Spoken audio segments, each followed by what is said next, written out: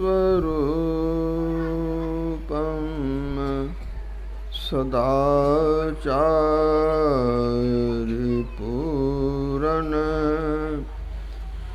सदानंदरूपं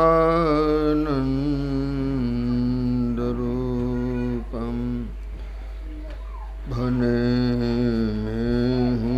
सोई परम गुरु नमामि नमामि नमामि नमामि नमामि।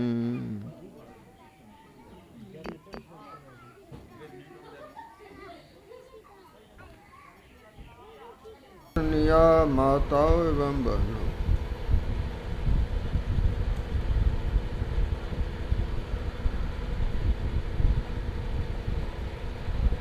संसार में सब दिन से जन्म होते रहा और मृत्यु भी होते रही है। कबीर साहब कहते हैं, जन्म मरण दुख याद कर, पूरे काम निवार, जिन जिन पंथो चालना सोई पंथ संहार। जन्म मरण में दुख होता है, इन दुखों की याद करो, भूलो मत। और गफलत में न रहते हुए सुमिरन करो। सुमिरन से सुख होता है, सुमिरन से दुख जाए। कह कबीर सुमिरन किए, साईं माई समाए। भय नासन दुर्मति हरन, कलि में हरि को नाम। नानक निज जो जपे, सफल होए सब काम। जैसे प्रकाश होता है तो अंधकार अपने मिट जाता है, तो सुमिरन की सफलता में ज्ञान होता है तो अज्ञान से दुख अपने मिट जाते हैं।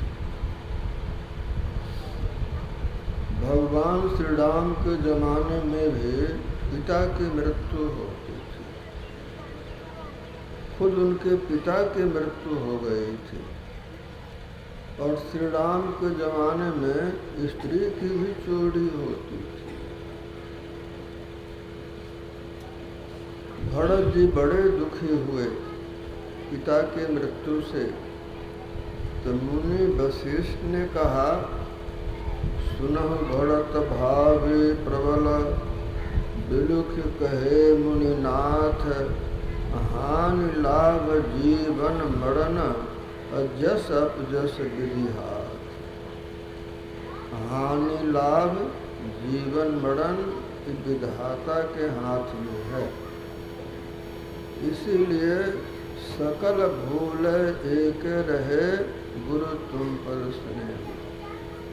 हानि लाभ और जीवन मरण को विसार कर सुमिरन करते रहना चाहिए। धन चाहे तो दान कर, मुक्त चाहे जप नाम। धन चाहते हो तो दान करो, और मुक्ति चाहते हो तो नाम जपो। और जाप ऐसा करो कि जो कुछ किसी को दिया उसके लेने की कामना नहीं। तो दे धरे कर यही फल भाई, भज राम सब काम विहाई।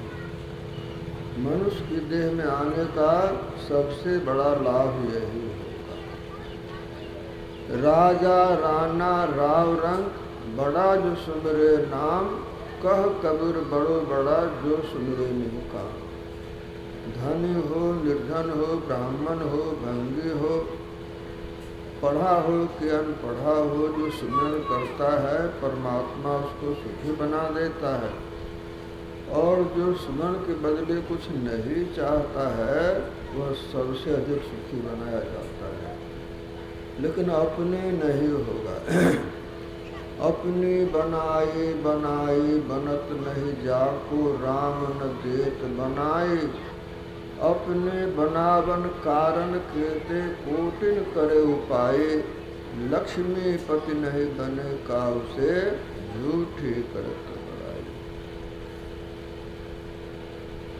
दुर्योधन ने दुर्वासा ऋषि की बहुत सेवा की, 88,000 शिष्यों के साथ आमंत्रित किया। भोजन से संतुष्ट हुए तो दुर्वासा ने कहा, क्या चाहते हो, मांगो। दुर्योधन ने कहा, जैसे मैंने आपकी सेवा की, इसी तरह की सेवा के लिए आप वन में पांडव के पास तब जाइए जब द्रौपदी भोजन कर ली हो। पहुंच गए दुर्वासा ऋषि। युधिष्ठिर जी ने सम्मान दिया, कैसी आज्ञा होती है, भोजन कराओ। और द्रौपदी के पास एक बटलोई थी, भगवान सूर्य ने दी थी। जब तक वह भोजन नहीं करे, चाहे जितने लोग भोजन कर लें, और उसके भोजन करने के बाद समाप्त हो जाता था। तो द्रौपदी भोजन करके अच्छी तरह बर्तन की सफाई कर उलटकर धूप में रखी थी। युधिष्ठिर जी ने कहा, जैसी आज्ञा, आप स्नान करके लौटे, भोजन तैयार रहेगा। वे गए स्नान करने के लिए और सबको चिंता हुई कि अब क्या है। दुर्वासा बड़े को क्रोधी साफ देने में जल्दीबाजी करते हैं। लगे नाम जपने, भगवान कृष्ण पहुंचते। भगवान ने कहा, द्रौपदी भूख लगी है, खिलाओ। द्रौपदी ने कहा, इसे ऐसी बात। भगवान ने कहा, कुछ भी लाओ। लाओ तो बर्तन। खाली बर्तन द्रौपदी हाथ में ला के रख दी।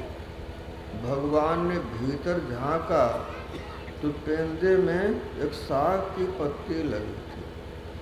उसमें जल डाल के घोल कर भगवान कृष्ण पी गए। दुर्वासा ऋषि अपने शिष्यों के साथ तृप्त हो गए।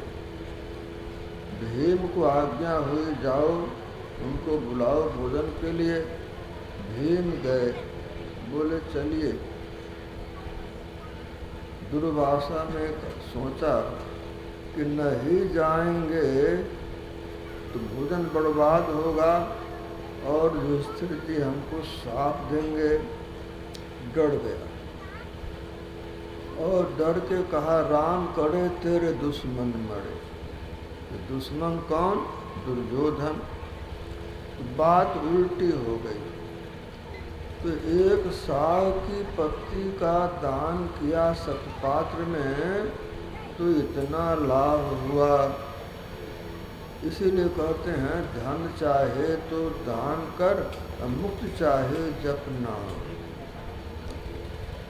एक थे धर्मदास साहब, बड़े धनवान थे अपने जमाने में। धनवान कौन होता है? जो पुण्यात्मा होता है, जो बहुत दान धर्म करता है, वही धनवान होता है। धनवान घर में जन्म ले लिया, बस बचपन से रह गया करोड़पति अरबपति। व्यापार चला, सब काम में सफलता मिली। तो धर्मदास साहब बड़े उदार थे। राम भगति जगचारि प्रकारा, अशोकृतचारि अनघ उदारा। भक्त पुण्यवान, निष्पाप और उदार होते। तो जो उदार होते हैं उनके सहयोगी भी अनुकूल होते हैं। तो मुनीम अनुकूल, नौकर चाकर अनुकूल, कोई चोर नहीं, सबके सब सहयोगी। तो काम होता था, वे निश्चिंत रहते थे। लेकिन बात समझ में आ गई, यहाँ से जाना है और शरीर छोड़ के जाना है और कुछ लेकर नहीं जाना है और लौट कर कभी नहीं आना है। इतनी बात समझ में आ गई सत्संग करते हुए। यहाँ से जाना है, शरीर छोड़कर जाना है कुछ लेकर नहीं जाना है और लौट कर कभी आना नहीं। तो धन का सदुपयोग करना चाहिए। ज्यों जल बाढ़े नाव में, घर में बाढ़े दाम, और दोनों हाथ उलीचिए यही सयानों काम। जल में नाव तैरती है और नाव में जल आता है तो नाव को डूबने का भय होता है, इसलिए नाव में आए जल को शीघ्रता से बाहर निकाल दिया जाता है। तो घर में कुछ पैसे हो जाएं, उन्हें शुभ कर्म करने में देर नहीं करनी चाहिए। सत्संग किया, यज्ञ किया, बहुत भोजन भंडारा हुआ, तो कबीर साहब ने सोचा कि तो दुख से छूटने के लिए ऐसा करता है, लेकिन जो ज्ञान है। तो कबीर साहब पहुंच गए, बोले धर्मदास, जो इतना करते हो उसका फल होगा स्वर्ग, और फिर संसार में आना होगा, जन्म मरण से छूट नहीं पाओगे। यह बात सुनने में उनको बहुत अच्छी लगी। उनकी पत्नी आमिनी ने देखा कि कौन साधु कहाँ से पहुँच गए हैं, हमारे पति को क्या समझा रहे हैं। आमिनी ने कहा कि देखो बसा, तुम्हारे पास धन दौलत है नहीं, कोई खिलाता है तो खा लेते हो, और इनके पास तो बहुत संपदा है, बहुत दान करते हैं, बहुत नियम से रहते हैं, और भजन ही बहुत करते हैं, इतना तुम कर नहीं पाओगे। जाओ तुम, क्या समझाते हो इनको। बस वो अंतर ध्यान हो गया। सब ही सुलभ सब दिन सब देशा,